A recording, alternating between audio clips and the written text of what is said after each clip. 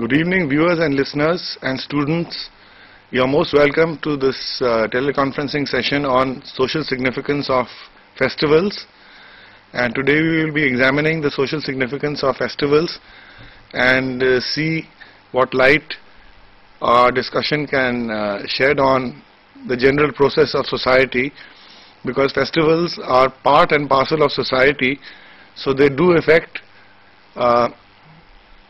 more than a particular community, more than a particular group, more than a particular family. And so we come to the first point: what really is a festival? You see, a festival is not a casual celebration or a celebration like a party, some other occasion. A festival is something which is a joyous occasion which comes in the calendrical cycle of a particular religion or religions, so that calculated by their own calendar, the festival is celebrated and remembered. The myths associated with it are remembered. So we cannot call any casual celebration a festival. We cannot call a party a festival. A festival is a much larger entity than either of these. Moreover, festivals are of two kinds at least. We can make a basic distinction. One is the sacred festival enlisted with religions, and the other one is the secular festivals which are related to the general process of society and not necessarily religion itself.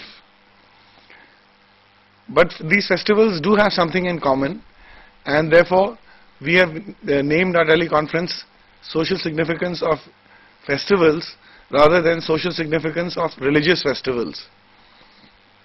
Though, as we said, there is a difference between the two. Now, how does a festival originate? This is an interesting question, because we go out and we celebrate festivals. We celebrate Holi, we celebrate Diwali, we celebrate many other festivals, but we don't ask how this came about and why this came about. Why are they festivals? These are some questions which we will try to shed light upon. And so why are there festivals? Aren't there already enough holidays, Saturdays and Sundays and some other holidays which are already given by your employer and so on? What is so different about a festival? Well, unlike birthdays or parties or celebrations going on in a casual basis involving small groups, a festival, both secular festival as well as a sacred festival, they are much wider in scope, in the sense that a religious festival would cover the entire religion, and sometimes there are festivals like Christmas, for instance, or Diwali, in which, in India at least, which is a pluralistic society in terms of religion, celebrations are done for festivals and occasions like festivals by all the religions in the country, rather than just one religion celebrating a particular festival. So the main thing in a festival is that it is associated with a particular kind of supernatural story, which comes down from the scriptures, which comes down from word of mouth, which is written about, which has been written about by many times.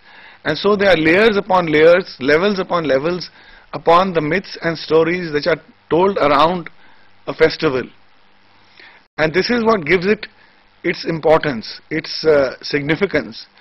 It is significant because it involves not just the family or a small group or a small community.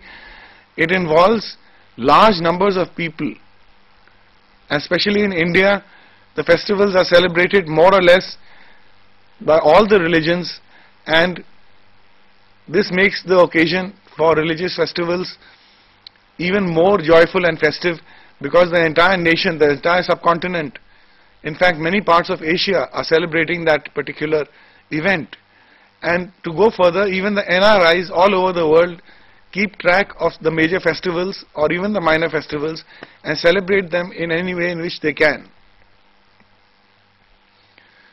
Now, every festival involves a myth, but it also involves certain series of rituals which are to be observed on that particular day, and children are often excused from this, but the grown-ups do tend to have a certain ritual outlay for a particular festival so that they can observe it in a particular way. They can observe the feasting, they can observe the fasting, they can celebrate it in the way in which it is supposed to be celebrated according to the myths and legends which surround these festivals.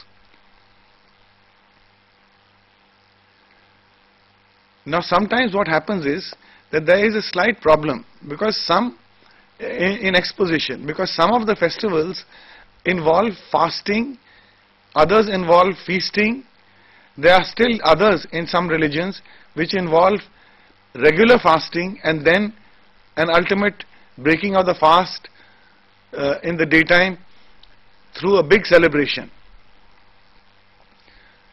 So festivals are connected with rituals, and these rituals are based upon the myths, which are myths and legends which surround the festival. A festival is important and significant because it unleashes a community feeling, a feeling in a particular community, a religious community, a secular community. It involves the entire group in a particular series of exercises, in a particular series of prayers, and also creates a particular kind of mood. Now, festivals are connected to religion, and it would be interesting to see how Marx and Durkheim look at these festivals through their theories. Let us take up first Durkheim himself, who was a great writer and a sociologist and had many new ideas to offer the students of sociology, the viewers and all the general people interested would be happy to know that Durkheim felt that festivals had a positive role to play in society. They had the function of releasing the tensions of a person, the stress which was accumulated over the days, over the months, over the years is also reduced. There is a particular kind of routine in which there is a difference. One does not go to the office normally on a festival. In fact, there are certain government holidays in which offices are closed. So festivals are important in that they help to break the tedium also of the daily routine of going to office, coming back from office, doing the same old thing, and then you look forward to a festival in which all of these activities, all your worries can drop from your shoulders for a while in the ritual activity, in the celebrations, and in all the happiness and community feeling which is unleashed by festivals. And that is why it is very important for the collective consciousness of a society to nurture and observe these festivals in the true spirit of the festival.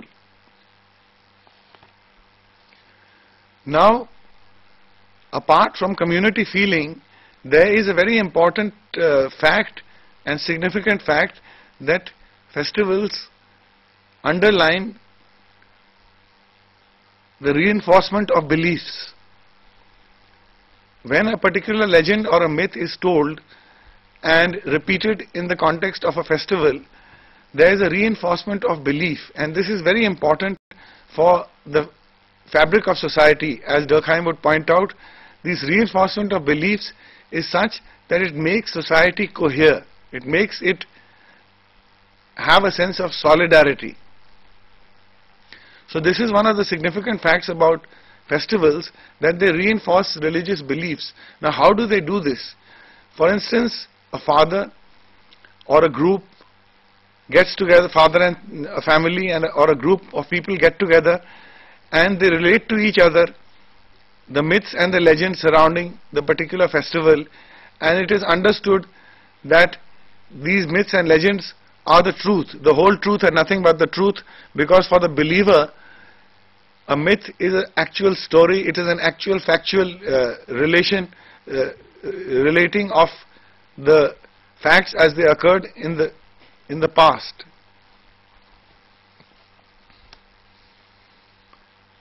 Now, festivals have a sacred significance. In fact, if the sacred was missing, the festival would be a secular festival. And now, what is a secular festival? A secular festival is one in which the community does not refer to any religion, but the adulation, the adoration, the admiration is all for the community itself. And a secular festival such as January 26th, Republic Day, is celebrated across all castes and religious lines, and it is an occasion which occurs every year. It is a celebration, it is a festival, it is also a great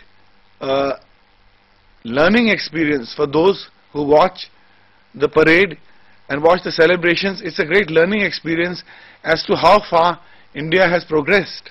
So secular festivals are festivals of the civil society, and there are many festivals of the civil society, and they too have their own myths and their own legends. And we find that such myths and legends slowly become ingrained into the psyche of the people who are believing in them, and again in their own way make for a coherent society, a society in which there is solidarity and cooperation rather than that one in which there is confusion. And so festivals have the function of providing identity to a particular community, to a particular group of people, but more so to large groups of peoples, to large communities. They are not a matter of the numbers in terms of a celebration of festivals do not run into thousands but into crores. And you can imagine the influence they have upon our daily lives.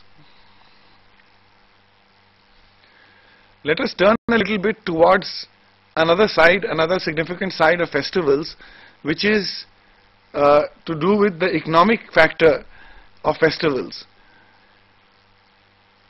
Every festival has an economic side to it, in the sense that part of the celebrations include rituals and feasting.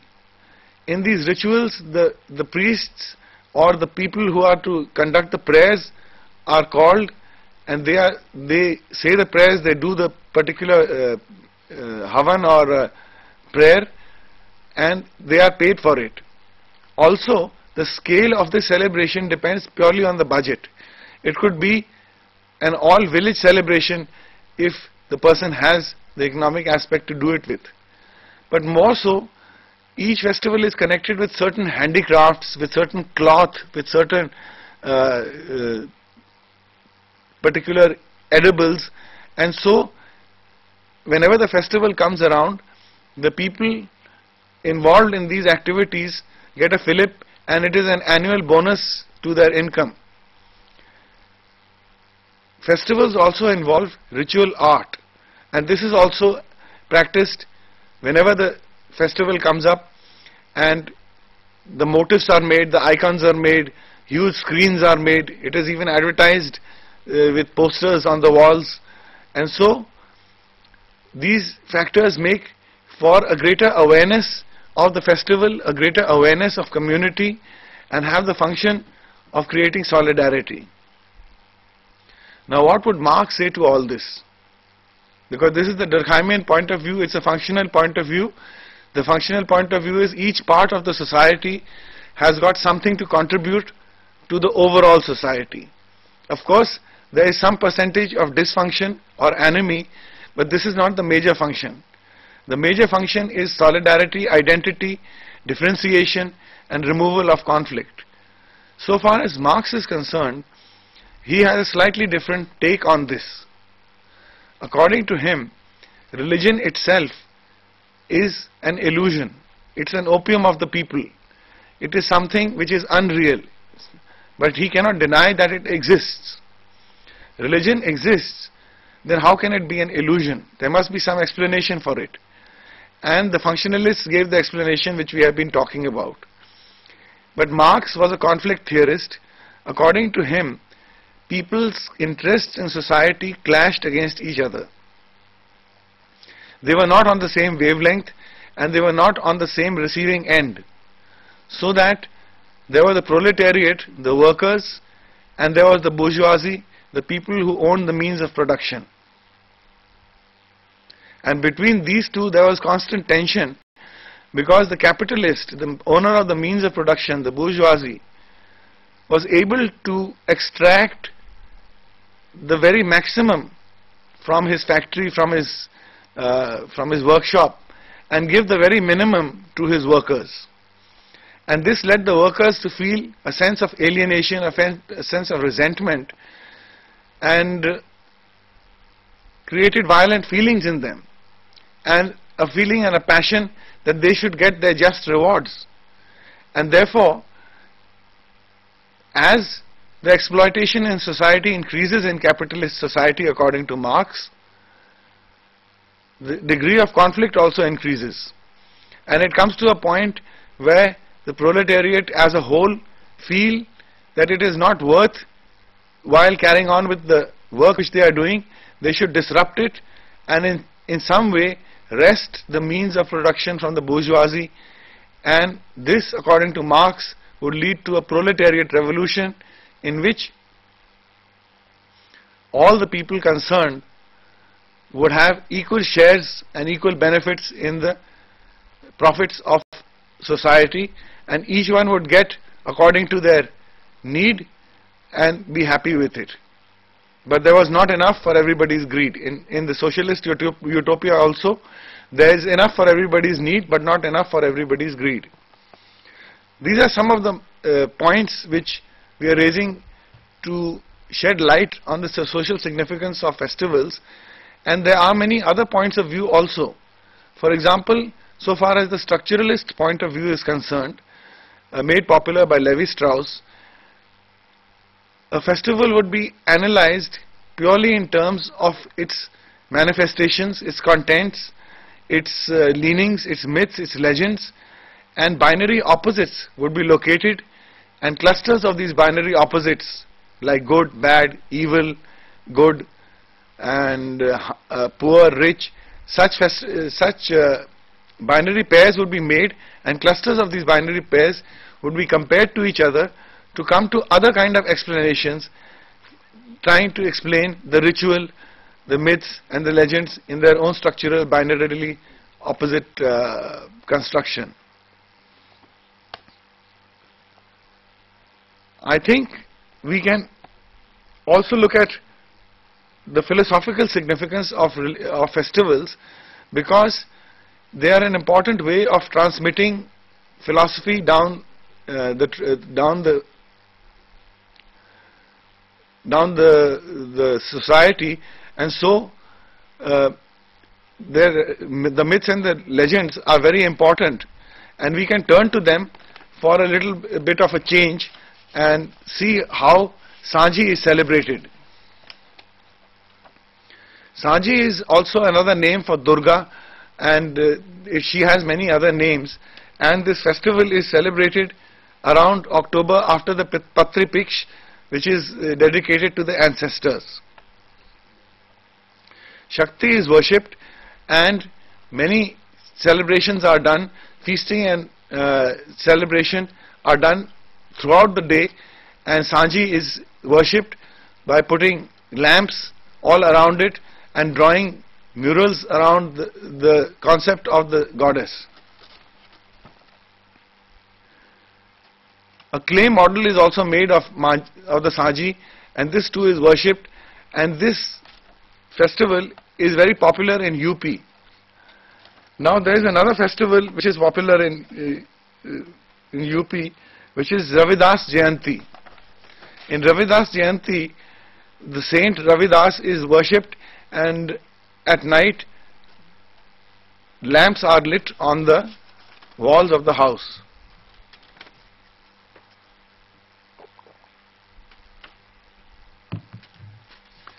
Also we have Holi. The legend of Holika is given. The fires are burnt to sort of indicate the days in which Holika had Prahlad on her lap, and then managed to get him on a fire. The idea was that she who had a boon not to burn would be safe, and Prahlad, who was simply a worshipper of Vishnu, would be burnt. In fact, the opposite happened. She got burnt while Prahlad remained alive. This is one of the main legends connected with Holi, and the person who had been granted the boon was Holika herself. So, we have been talking about the religious festivals and various aspects of these. If we were to ask now, after all this, what is a religious festival, I am sure it will be more easy to understand. Because festivals are occasions in which a person has an access to learn more about himself. Because there is time in festivals, and there is time for introspection, there is time for ruminating, there is time for thinking over things, and this is the inner side of the festival. The festival on the outside, in terms of the social celebrations and festivals, go hand in hand, whereas on the other hand, festivals are also important in that they give a break to the tedium of the day. A tedium which comes along by doing the same routine again and again, and they are positioned in such a way, they are given in such a way by tradition itself, that they would be able to break this tedium and help the person concerned, the society concerned, to go ahead in a happy cooperative spirit. And so festivals are partly and very strongly addressed to the social consciousness of a society, and they would like to make that society a happy society, a society which aims and gets all the goals it gets, and also create a community feeling, a feeling in which all the people concerned in the festival are more intimate with each other in terms of confiding things, in terms of talking things. And it's a social occasion also. A festival is a social occasion because people meet and people discuss things, people invite each other, people exchange presents. And presents, by the way, in the sociological discourse, there is no such thing as a present. It is known as a prestation. A prestation is something which you give and which necessarily has to be reciprocated. So this aspect of prestation is also there.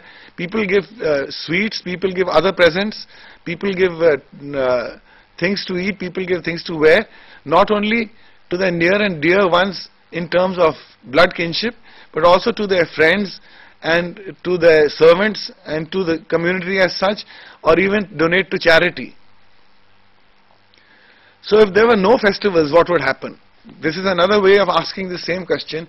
If there were no festivals, I think we would be able to realize the importance of a festival and significance of a festival much more if we think in terms of what would happen if there were no festivals. If there were no sacred festivals and no secular festivals, and we had to survive only on the weekly holidays, I think it would be a very different society in that case. It would be very sobered down, it would be very tend to be very depressing and tend to be very routine and tend to be very mechanical. So the first thing which festivals do, which the creators of the festival, which is society itself and people within them, the first thing they did was to ensure that society does not kill itself with boredom, kill itself with a routine, and give people relief over the years, over the days, and provide them with specific solutions to how to spend the day, how to do the ritual, what are the rituals they would do, and so on. Society depends very much on festivals and traditions related with festivals to pass down its own knowledge and its own understanding of society, and how to behave in that particular society is very important. that the festivals and the myths along with them are taken seriously, and they are taken seriously. Even in the modern world, in the last 20 years or so, it was expected that the new generation would take off in a different direction and try to come to some other solution. But as a matter of fact, the commitment of the younger generation, the generation which is now coming into its own, they are as fond of festivals as their predecessors, as their parents, as their ancestors. And this happens to be a case with all the religions. All the religions celebrate their festivals with great gusto, with great gumption and with great happiness. And also, while doing so, the latent function of the whole exercise is that society is being educated in a particular direction, educated in a particular sacred tradition. And this is important in a pluralistic society like India, because when one celebration is done, the other religions also tend to observe, tend to follow, and tend to learn more about it, and this way it brings about a communal harmony, and the community lives in peace and celebrates together all its festivals. Now, do we understand festivals from the point of view of those who practice them, or are we trying to understand them from the point of view of those who observe them and try to analyze them? This is the difference between the insider and the outsider, the emic and the etic view. In the emic view, the sociologist tries to understand how the festival is celebrated, how the rituals and the myths affect society from the people's point of view, from the people who are celebrating, the people who are observing this particular festival. He would go and ask them what difference or what significance has this particular festival. Let us say it is Diwali. Suppose I ask you, what significance has Diwali got for you? Of course, you will answer in a commonsensical manner, because unless you have learned this way of talking sociologically through your course, you would answer that it gives me great happiness, it helps me to relax, I give presents to my people, lots of eats come and we all make merry. So this is all a commonsensical way of talking about functionalism. Functionalism means that all parts of a particular problem are interrelated, and a change in one of them is going to make a change in the other. So when there is a significance of a particular festival going on, the consciousness of the whole society changes, and for that particular duration it is living in a different world. It is living in a different, which doesn't have that much stress, it doesn't have that much pain, it does not have that much of routine. As a matter of fact, it is such that it gives a great change, a feeling of great relief, that in the midst of this challenge of society in which I have to go every day to office, I can have a holiday, I can have a rest, I can involve myself in other activities which are not necessarily related to my office or bureau activities.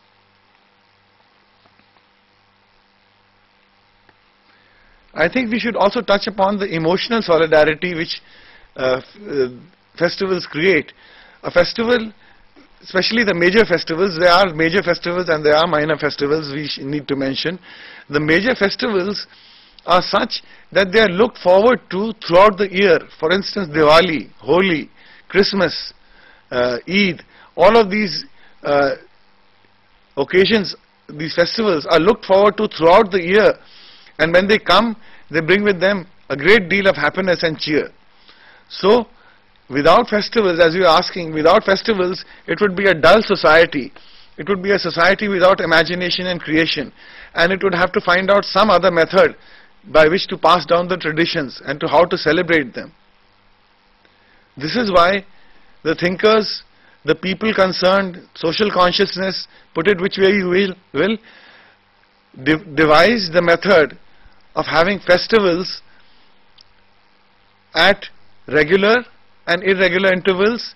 Sometimes there are months in which there are no festivals, but there are others in which there are more festivals, and in this way there is always something to look forward to, except the daily routine.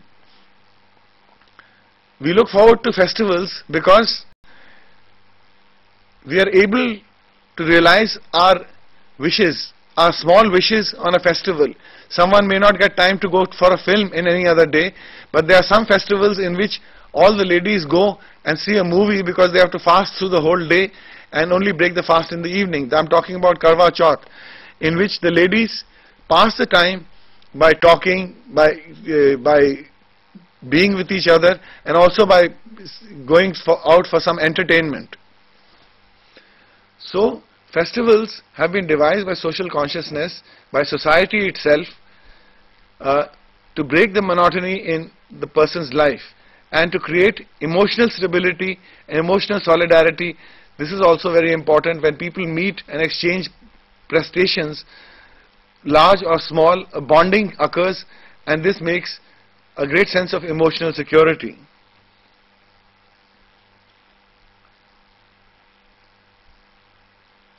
Let us talk a little bit about the secular significance of festivals.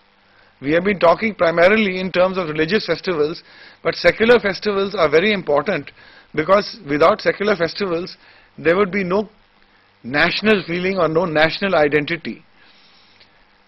The point I am trying to make is that festivals in India at least are celebrated by all the religions, not one religion itself. And so far as the secular festivals are concerned, they are celebrated throughout the country and throughout the world, because now India has spread its diaspora all over the world, and our celebrations are no longer subcontinental or Asiatic, they are in fact global.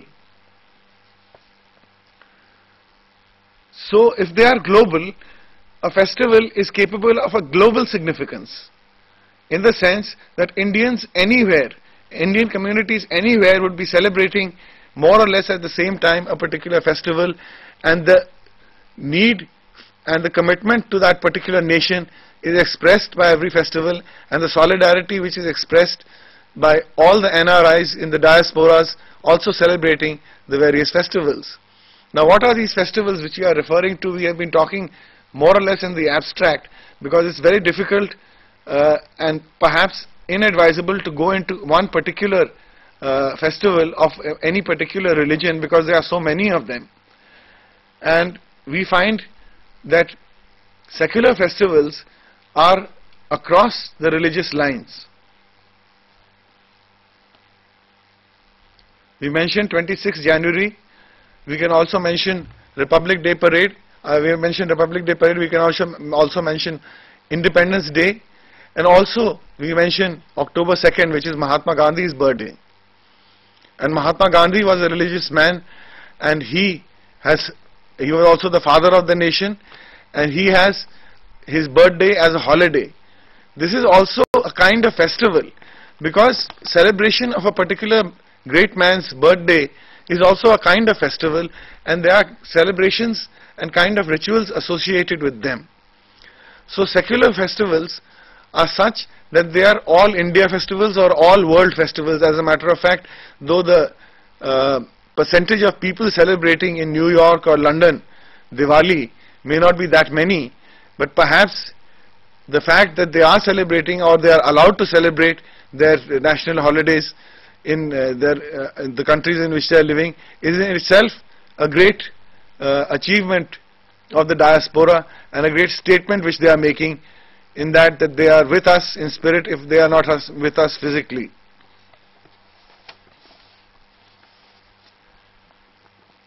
Now, Marx had a different take on religious festivals. According to his theory, religious festivals are just a way of distracting oneself from the reality of oppression, of conflict, of cruelty, of exploitation, of alienation. Festivals, according to Marx, would be a way to escape the reality. Now, this is a particularly interesting point of view, but how far is it correct? I mean, how far is a festival an escape? A festival is not an escape, it is in fact a confirmation of reality. A reality in which we do not view the world as full of conflict. We view the world as both harmony and conflict, and new theories are coming up regarding this, in which there is a synthesis of the conflict and the functional theories apart from other theories as well. And so to say or to label a festival or religion as an opium of the people is a didactic position. It's a position which he cannot avoid taking, because it has to come in line with his other theory. He cannot say that there is oppression and cruelty in the work process and at the same time say, but there is great happiness and gaiety in the festivals of religion. So it is a necessity, it is something which Marx had to argue in order to give consistency to his theory. So now I think we have some time to go through the whole thing once again, so that social significance of religion becomes embedded in your mind and you can remember it for a long time, and whenever you need it you can use it. We began with asking what is a festival, and we mentioned also that there is sacred festivals and there are secular festivals. We also said that these are certain occasions on which these festivals are taken, and they are calculated by the calendrical year of that particular religion. So there is no, in Hindu festivals, there is no fixed date. For instance, this time Diwali, Holi is coming rather late in the day, whereas last year it was much earlier. This is because the calculations are made by the Indian calendar of computation. We also mentioned that festivals have a ritual component in them, in which various deities are prayed to, various actions are made, and many a time an officiant, a priest, is called to help do the job. Religious festivals and secular festivals have the same thing in common, except the fact that in the religious festivals it is God that is being worshipped, whereas in the secular festivals it is society that is being celebrated. But both of them are very important, and we cannot classify a secular festival as simply a holiday. A holiday is like Saturday or Sunday, which comes at the end of a 5-day week, and there is 2 days to wrap up your other business so far as the house is concerned and so far as the family is concerned, and then back to business, back to the office.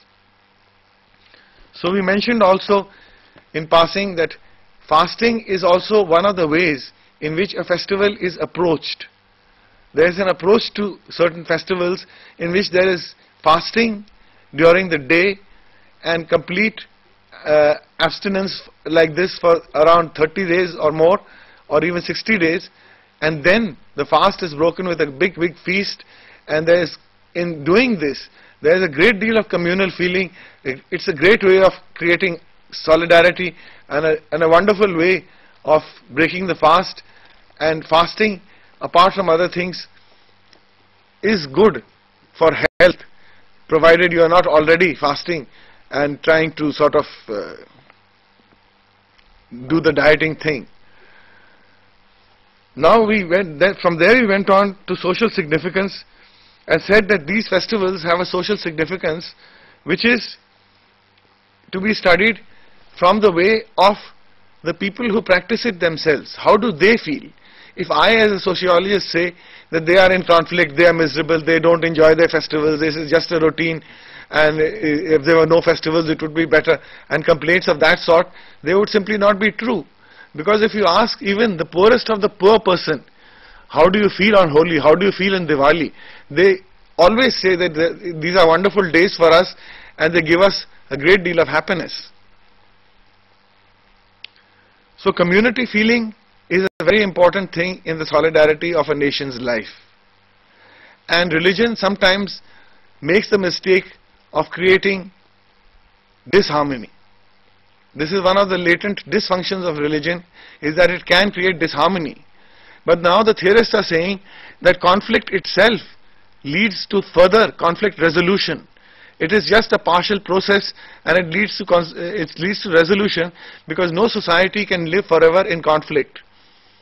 And so conflict resolution is very important. And festivals I believe, are part and parcel of this conflict resolution process.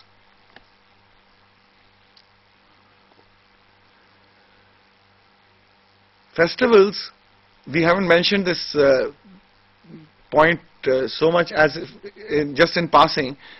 They have an artistic side to them.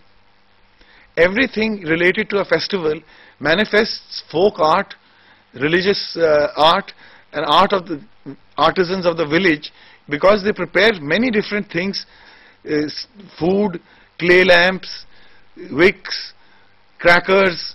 Crackers are a very controversial topic, so I will not take a stand on it in the sense that they create pollution, but it's only for one day, and it's a better way to go about it rather than banning crackers, to make them safer and make them much less polluting, because certain traditions from the old require certain actions to be taken and certain compromises to be made. So festivals can also affect the political significance. They have a political significance because the secular festivals are, as a matter of fact, political in nature. In civil society, the celebration of Independence Day, the celebration of Republic Day, these are very important for a community feeling to form and for the entire nation to be one.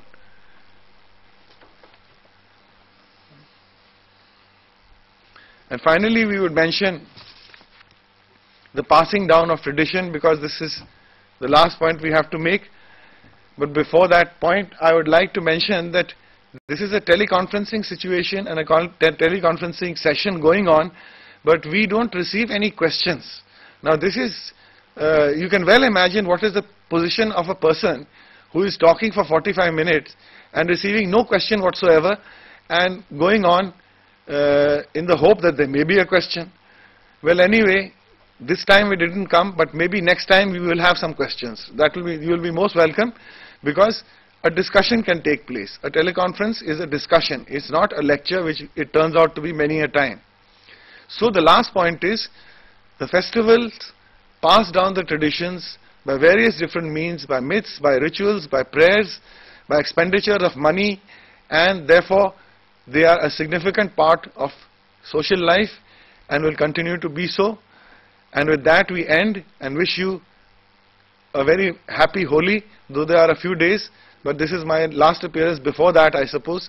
So wish you the best for Holi, and good night.